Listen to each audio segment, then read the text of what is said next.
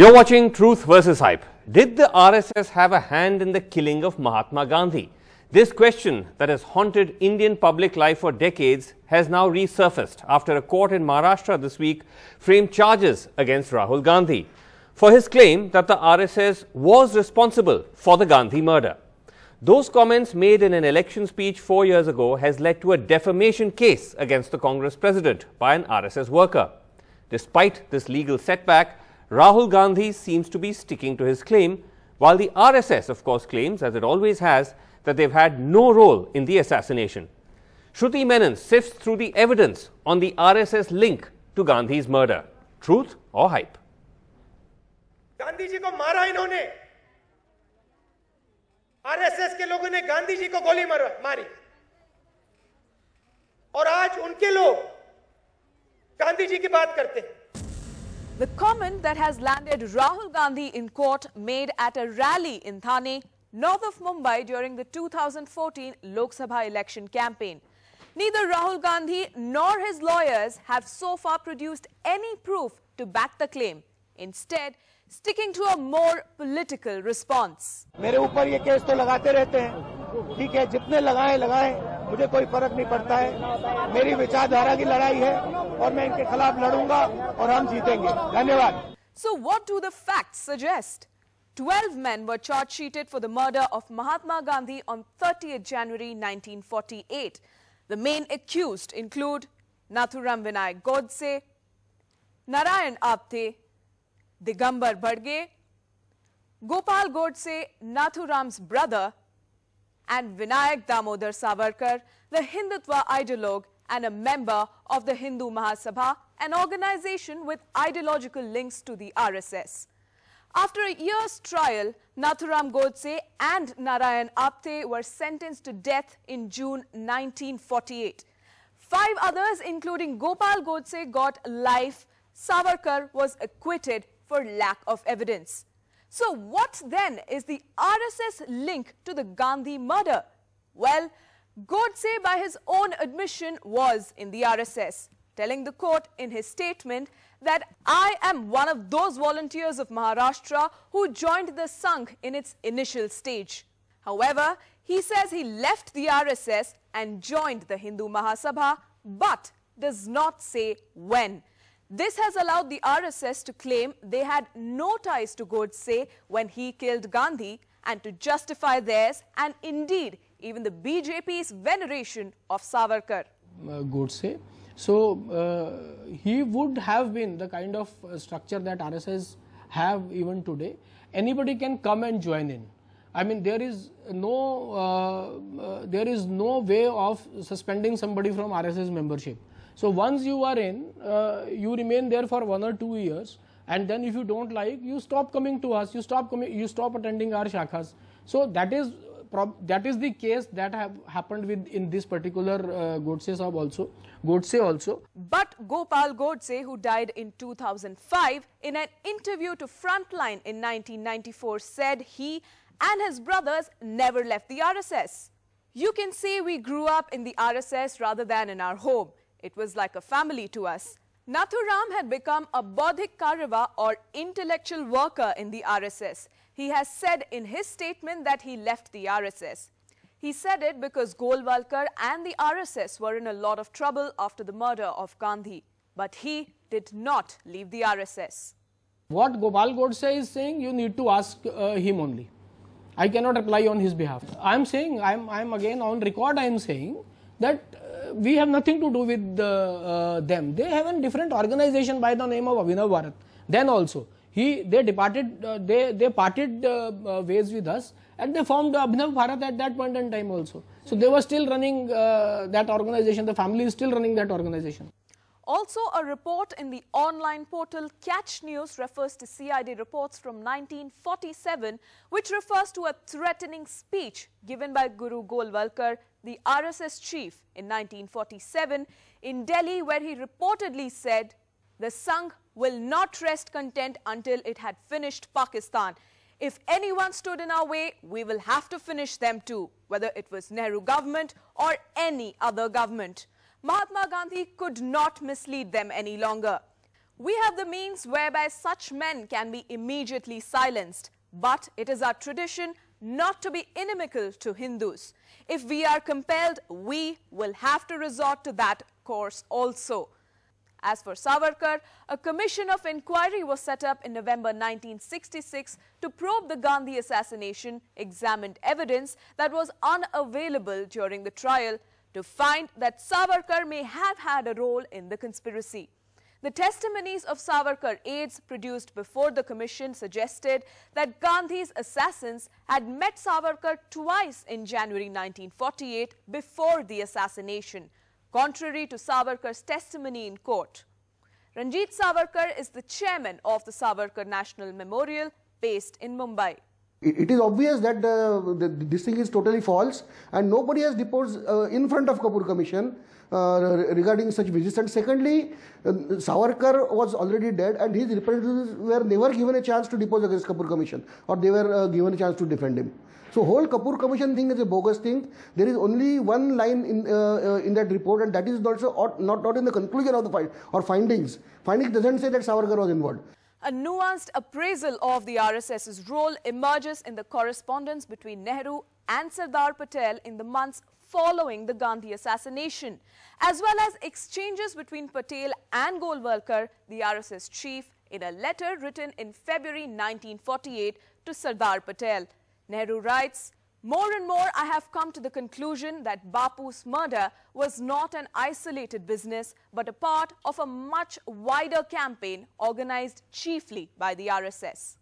To this, Patel wrote, "The RSS was not involved in it at all. It was a fanatical wing of the Hindu Mahasabha directly under Savarkar that hatched the conspiracy and saw it through." But writing to Golwalkar in September 1948, Patel accused the RSS of spreading the poison that led to Gandhi's death. As a final result of the poison, the country had to suffer the sacrifice of the valuable life of Gandhiji. Opposition turned more severe when the RSS men expressed joy and distributed sweets after Gandhiji's death. Under these conditions, it became inevitable for the government to take action against the RSS. Patel also indicted the RSS in his letters with Shyama Prasad Mukherjee, the founder of the Jan Sangh, the political wing of the RSS. Our reports do confirm that as a result of the activities of these two bodies, that is the RSS and the Hindu Mahasabha, particularly the former, an atmosphere was created in the country in which such a ghastly tragedy became possible. There is no doubt in my mind the extreme section of the Hindu Mahasabha was involved in this conspiracy. February 27, 1948, Sardar Patel writes to Nehru, the Prime Minister of India. It also clearly emerges from these statements that the RSS was not involved at all. This is generally quoted by RSS people. By July 1948, Sardar was more clear on the issue. So he says that Hindu Mahasabha and RSS both were involved in creating a situation where Gandhiji was killed. By September 1948, he has more inputs, and in a letter dated 19 September to Golwalkar, he very clearly says that this was RSS which created a situation that a life like Gandhiji's was lost. Based on the available public record, Rahul Gandhi's claim that the RSS killed Mahatma Gandhi is not backed by hard evidence.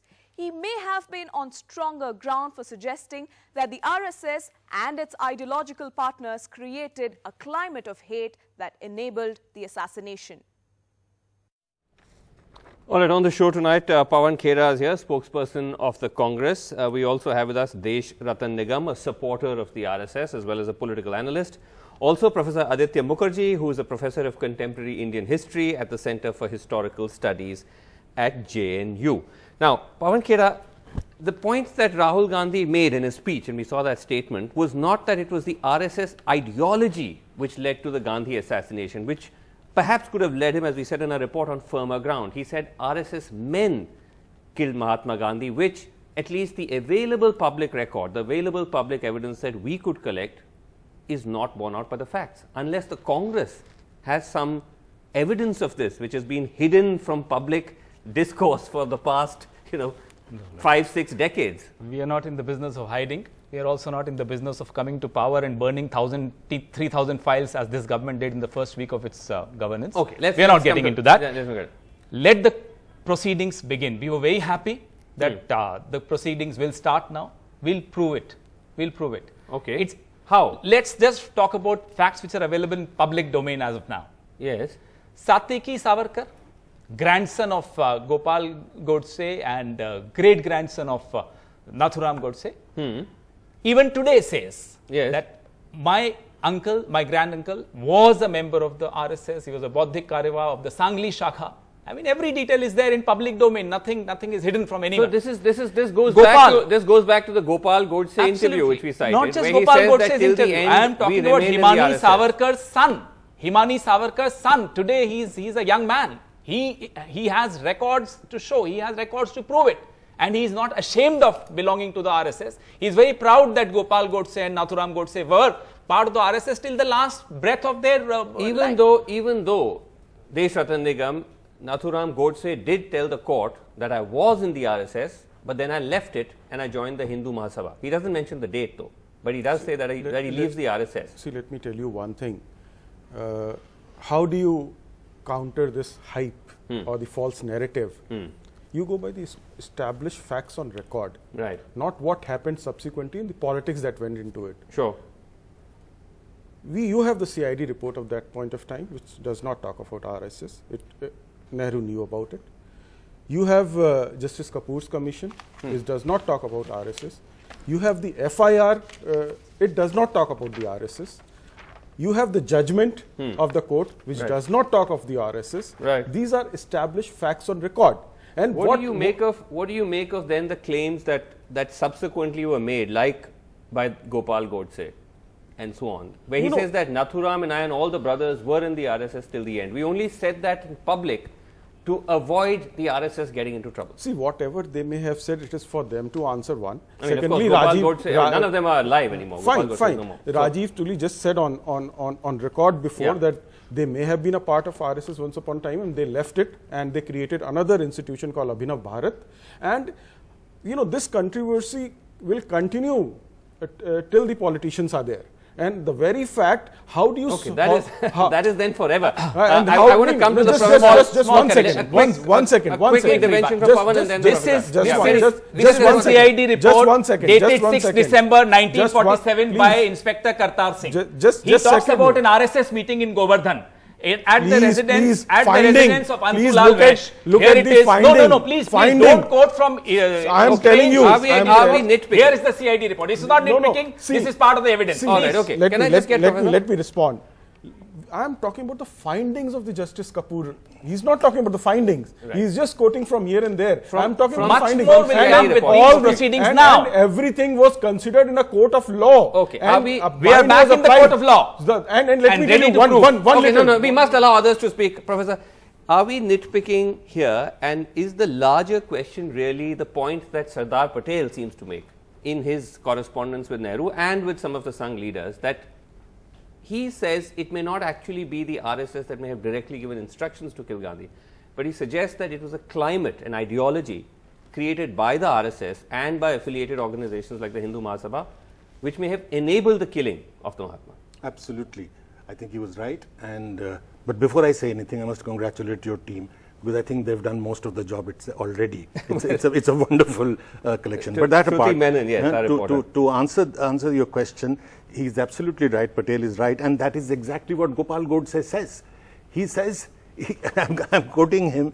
He says it would be cowardice to now renounce Nathuram from the RSS. He said, of course, you can say that the RSS did not pass a resolution to shoot Mahatma Gandhi. This is Gopal Godse saying, which is a fact. Nobody can prove it because RSS is a secret organization. But there is not an iota of doubt that there was an overlap between Hindu Mahasabha and the RSS and Savarkar. I can show you pictures where RSS workers are welcoming Savarkar, etc. And the CID report says, then they were asked that produce a list of RSS people, and Hindu Mahasabha, they produced the same list.